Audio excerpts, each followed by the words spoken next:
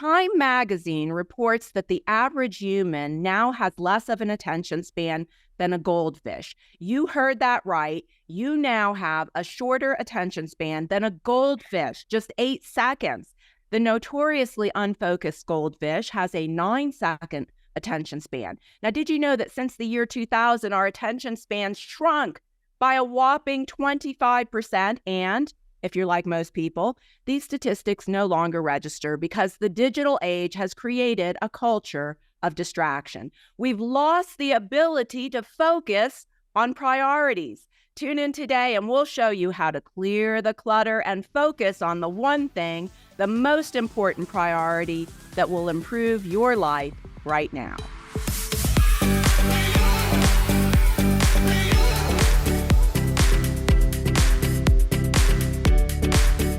Hey everybody, welcome back to the KBA podcast. So good to be with you guys today. And we are talking about one of my favorite subjects, how to clear the clutter and get the one thing done. So there's actually, I think, a few angles of attack to approach this one. Coach Tam, do you want to lead us in? What comes to mind for you with this subject?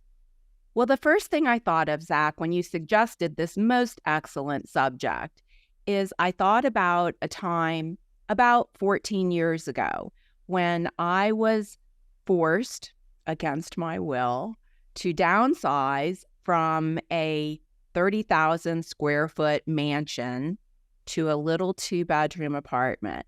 And I just had a massive pile of stuff that took me literally 3 months of full-time work to weed myself out of, to give away, to donate, to put in storage, to sell. I didn't sell much. I don't know. I find it's a better value and return on investment to just give things away. So I mostly gave things away.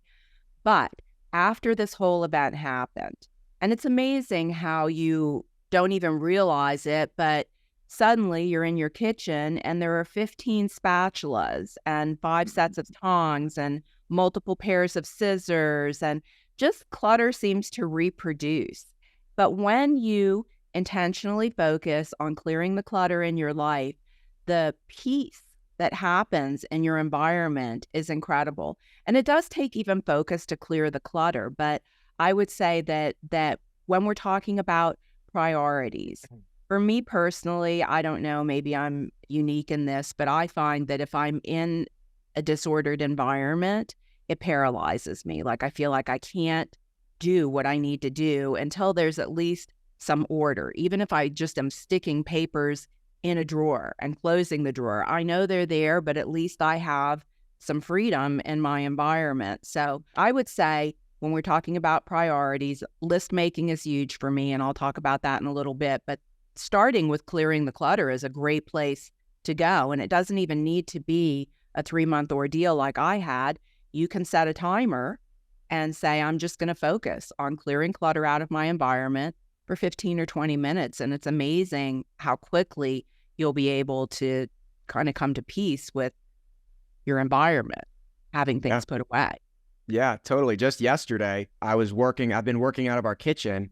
At our kitchen table, me and Jillian, we just moved into a new home. Jillian needed to start making calls, and she's like, this isn't your office. You've got an office. You can go to your office. But I was like subconsciously avoiding my office because I had like a big box in the middle of it that was like, spewing out office supplies and like it was towels and everything. So yeah, I immediately had to go and like spend 15 minutes getting the box removed from my office and stuffing things into a closet. So I feel you on that, Coach Tam. Honey, what do you think? What comes to mind for you with this topic? Well, this is for me. If I could show you my office, I'm okay in the clutter. This is a shoe cover. This is a sign from my daughter during a meeting. They come to my glass window. Can I use the computer? This is some cord microphone holder thing. This is a round of chatterboxes that Finley Grace made. An old lipstick. It doesn't get to me. That doesn't get to me. But do you know what will get to me is trying to be everywhere in my mind all at once. And I feel like you are everywhere and nowhere. And that is where I will find that I'm like, oh my gosh. And it's like the things I'm thinking about, either the things that I know I need to get done, the people I need to respond to, the things that I'm even just pondering on, the things I'm contemplating. So for me, and I actually don't have it in here to show you. So sorry. This is different than what Coach Tam and Zack are going to talk about, which is probably more valuable than what I'm going to tell you. But when I start to feel in my mind pulled in a lot of directions, I will do a massive brain dump. And sometimes, honestly, it sounds strange, but it might be a heart dump too, where it's not journaling, but it's like, this is stressing me out. And I'm just like, it might even be like logistics about something that I have not even begun to address, but it's keeping me up at night. I will just make a list. And from that, to be honest, that's where I will start to go, okay, how do we separate these things and identify what is pulling on me that honestly, I need to put that thing to rest. Like, this is not something I need to even be concerned about in the next 30 days. So like, let's just put that in a different category. And from there, I will kind of start to go, oh, wow, here are the things that are jumping out at me. So for me, it is the mental, emotional building up of things that I've got to just get it all out. I've got to get it all out in a big, long list. And honestly, when I'm making the list, I don't go, well, let me prioritize or let me categorize or I don't have a system. It's just one big laundry list. And then from there, yeah, of my heart and of my mind, and then I will try and sort it out. So I'm sorry if that's No, I think that's terrific. I do the same thing. I will do the same thing, but I do prioritize. I'll look at my list afterwards. Sure. So I do it on an Excel spreadsheet, and then I can highlight things. I can move it into a different category. I can look at my list and go, okay, this is the thing I dread most, so I'm going to do it first, or this is the thing that is going to get the biggest bang for the buck, return on investment. I'm going to push that to the top of the list, and then I'll say, okay, these are important, but I can push those off to next week, so I'll just move them into a next week category. But I think the list is just the most genius thing, because there's something about it. Brian Tracy used to say, if you will make a list of what you want to accomplish this year, just make a list. He said it's like magic. You make a list, you fold up the piece of paper, you stick it in an envelope, you put a date on it for next year, you put it somewhere where you can open it up. And he says, year after year, it's just amazing. I open up the list and it's like I automatically accomplished it. But there's something about that whole thing of making the list, physically writing it out or typing it out, that has the power to focus you and set your intention in a way that is going to move you in that direction. So I think it's brilliant. Zack, you're a list maker, aren't you? Yeah, I am. I do like to do the list. It does help you clear the clutter of your mind. Like you're saying, like sometimes we do just get so like overwhelmed with all the thoughts that we have. And if you can just put it down on paper, you can at least kind of let it go.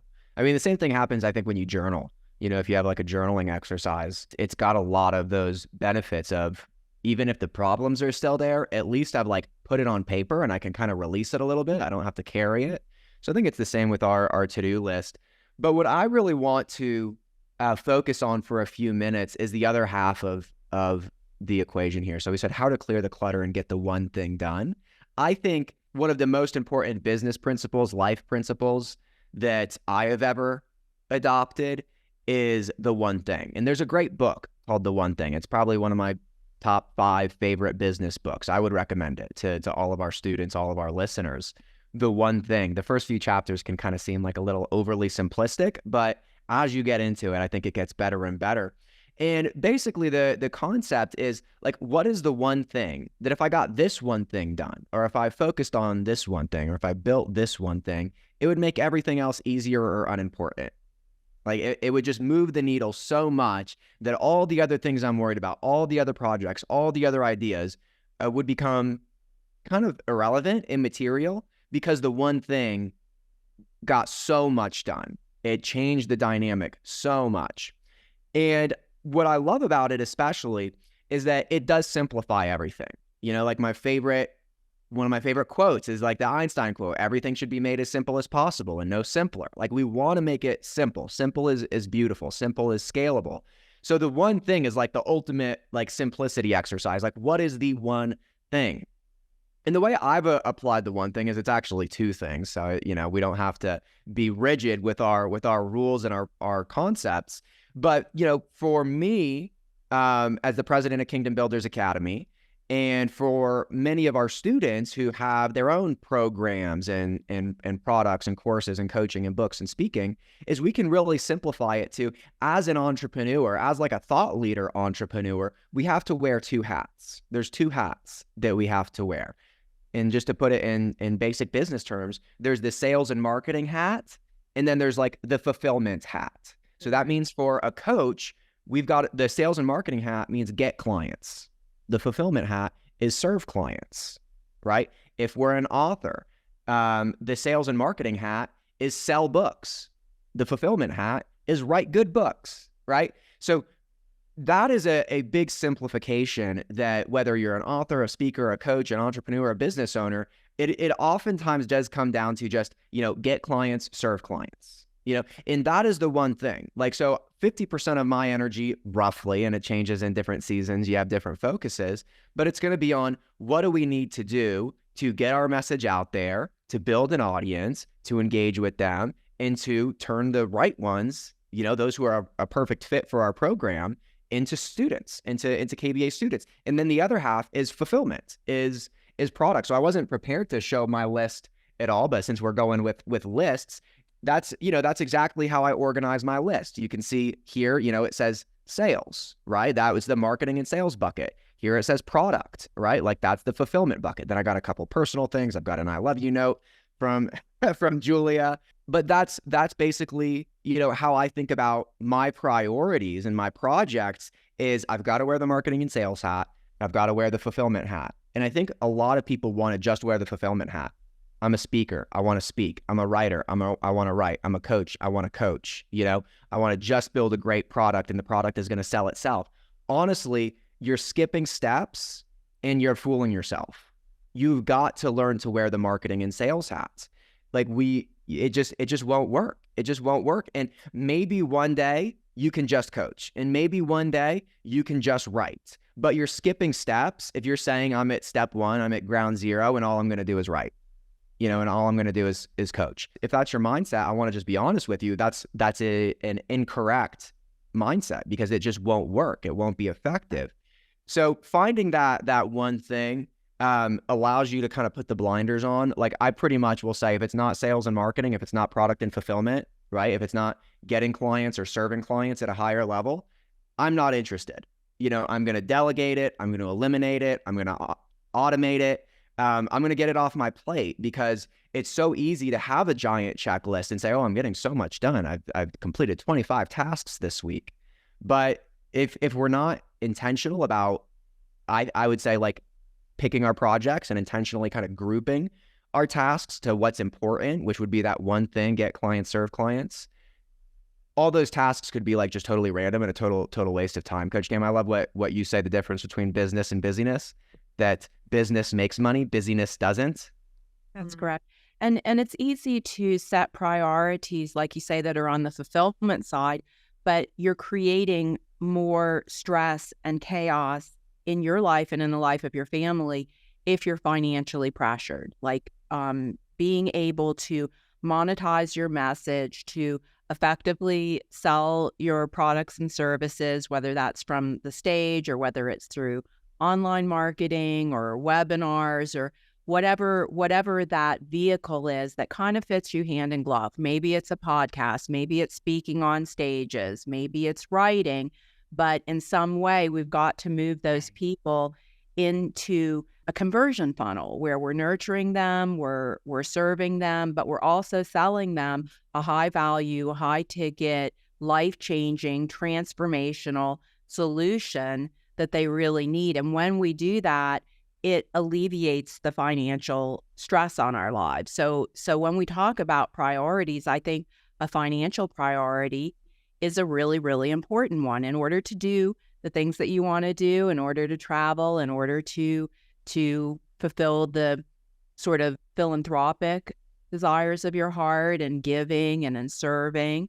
Then it's important that we're making a good level of income. And we can do that in this space. This is one of the best spaces to be able to set yourself up financially for your future, build a financial fortress for your family, and also amass the material resources that you need that you can deploy to expand the kingdom of God.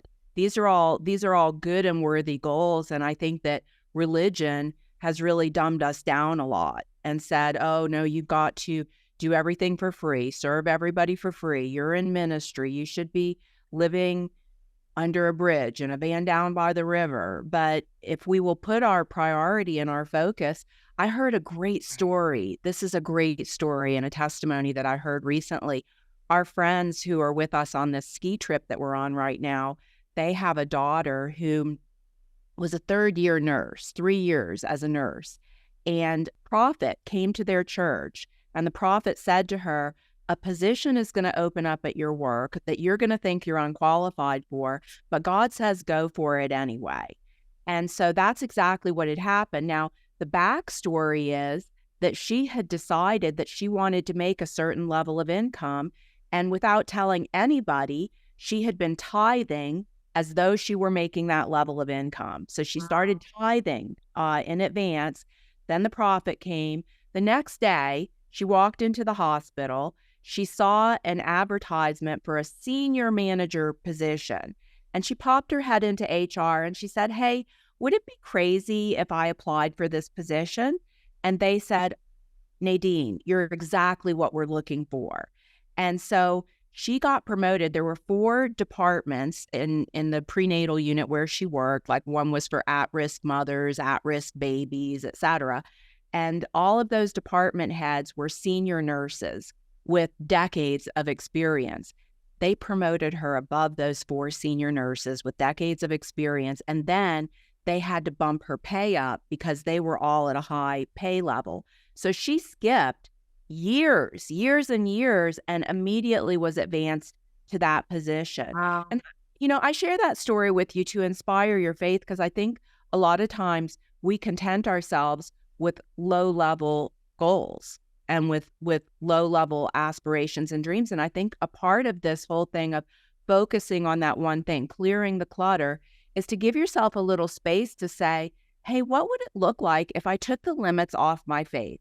What would it look like if I began to dream at a little bit higher level? If I put on the mind of Christ and I said, hey, what is really conceivably possible in the next 3 years, 5 years, 10 years, 20 years? What kind of legacy do I want to make? Now, let me ask you, do you think that if you were more intentional about your goals, that you would actually reach your goals easier than if you just drifted along, let the wind blow you where it wants, right? So my encouragement to you is, as we think about clearing the clutter, focusing on the one thing, is, hey, what can we do if we just dream a little higher? What can we do if we mix faith with some bigger dreams? It's a little scary, but it doesn't cost you anything. Honestly, it costs you if you don't do it.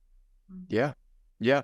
We'll wrap here, and I'll give you guys, everybody listening, one thing that we do with our students in KBA, like the very first training, week 1 of our Kingdom Builders Academy business track, is to get intentional like that and to make a list of your, like, what are your top 20 goals? Like, what are the top 20 things that are in your heart to do? Do you want to write a New York Times best-selling book? Do you want to lead 10,000 people to Christ? Do you want to speak in front of thousands of people or make 300,000 a year, whatever it is, right? Like, make your list of, like, what do you want to do?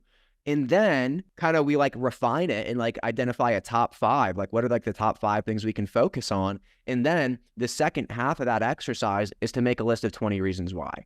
Because the first thing we're going to do is get really clear on where we want to go, what we want to do. So we've got a target, right? We have those kind of higher level dreams and visions. And then those 20 reasons why we're going to do that, why we're going to set our hand to the plow and not look back.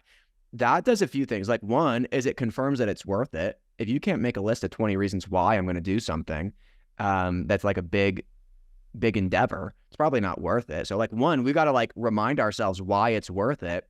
And then two, it's going to give us fuel on the journey. You know, like that's going to be a very inspiring exercise in the moment, but it's also going to be something that you should put like your big 5 on the wall, and you should put your 20 reasons why right next to it, because you want to remind yourself what you're doing, where you're going, why you're doing it. And it is fuel. Like it inspires you. It fills you with, you know, motivation and purpose to continue pursuing those things.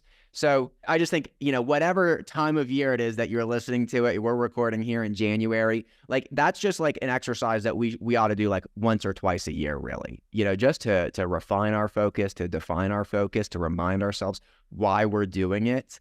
And, you know, I love the Zig Ziglar quote that like he said that, you know, people tell me, Zig, you know, motivation, it just doesn't last. Like, you know, motivation just doesn't last. And he goes, neither do showers. That's why we've got to do it every day.